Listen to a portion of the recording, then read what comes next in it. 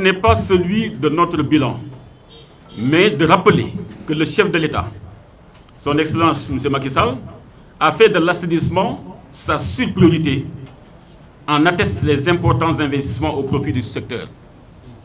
Entre 2012 et 2022, le coût global des ouvrages en assainissement des eaux usées et de gestion des eaux pluviales réalisés par l'ONAS avoisine les 390 milliards de francs CFA. C'est sous son magistère que l'ONAS a démarré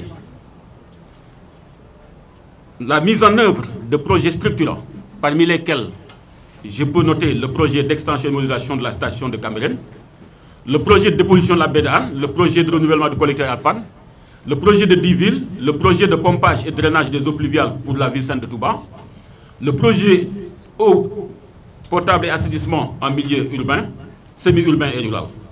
La liste est longue et loin d'être exhaustive. Cependant, en matière de défis majeurs auxquels l'ONAS fait face, je peux citer entre autres la poursuite de la mobilisation des ressources financières pour son plan stratégique de développement 2016-2025 et pour résorber le gap de financement de l'assainissement des eaux usées et des eaux pluviales au niveau des différentes localités du pays, eu égard aux effets des changements climatiques, notamment dans le cadre de la prévention et de la gestion des inondations. Comme défi, la réforme institutionnelle et structurelle dans le secteur de l'assainissement urbain. Et le président de l'administration de l'ONAS a dit tout à l'heure, nous sommes dans un tournant important qui va donner évidemment une nouvelle orientation de l'ONAS qui, en réalité, si on parle du secteur de l'assainissement, on ne pense qu'à l'ONAS. L'organisation aussi, autre défi, l'organisation interne de l'Office, à travers notamment la finalisation de la révision du manuel de procédure et des études relatives au bâtiment foncier, aux archivages et sur la comptabilité des matières. Et pour finir, la finalisation de l'accord d'établissement entre le personnel et la direction générale. Mesdames, Messieurs, j'estime modestement avoir fait de mon mieux et que je peux me jouir aujourd'hui des résultats obtenus grâce à l'implication louable de mes proches collaborateurs et l'ensemble du personnel de l'Office national de l'assainissement du Sénégal. Cependant, et cela est inhérent aux activités humaines, tout n'est pas parfait.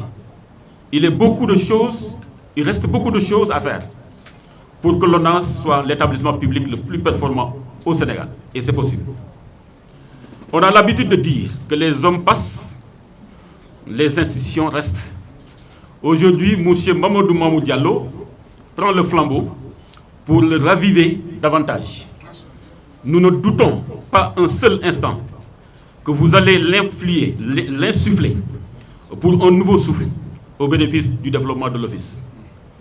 Aujourd'hui, l'Office regorge de compétences, de ressources humaines qualifiées qui ont contribué au rayonnement de l'institution au niveau de la sous-région, voire de l'Afrique. Beaucoup de pays d'Afrique viennent au Sénégal pour s'inspirer de l'expérience de l'ONAS en matière de mobilisation des ressources financières, en matière de conduite de projets structurants, en matière de traitement et de valorisation des sous-produits de l'assainissement. Ce capital d'expérience a permis à l'ONAS de conserver sa longueur d'avance sur les questions d'assainissement en Afrique. Mesdames, Messieurs, vu le caractère transversal du sous-secteur de l'assainissement et pour une meilleure synergie d'action, l'ONAS a signé beaucoup de conventions de partenariat. Je peux citer au niveau national les collectivités territoriales avec des plans d'action donc communs qui pourront être évidemment exécutés en matière d'activité, en matière d'assainissement, l'unité de coordination de gestion des déchets solides, dans le cadre de la maîtrise de gestion des déchets solides, quand on sait que ça constitue une problématique majeure dans le cadre de fonctionnement donc, des ouvrages d'assainissement.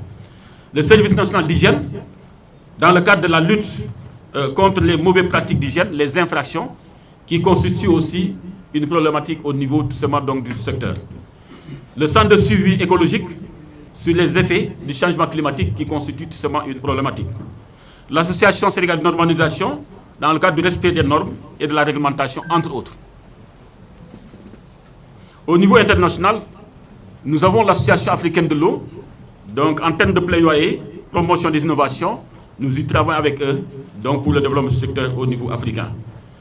Nous avons aussi d'autres offices au niveau du Maroc, au niveau de Tunis, au niveau du Burkina, Côte d'Ivoire, où évidemment nous avons des relations très fortes qui permettent tout simplement de travailler ensemble dans le développement de l'assainissement au niveau de l'Afrique.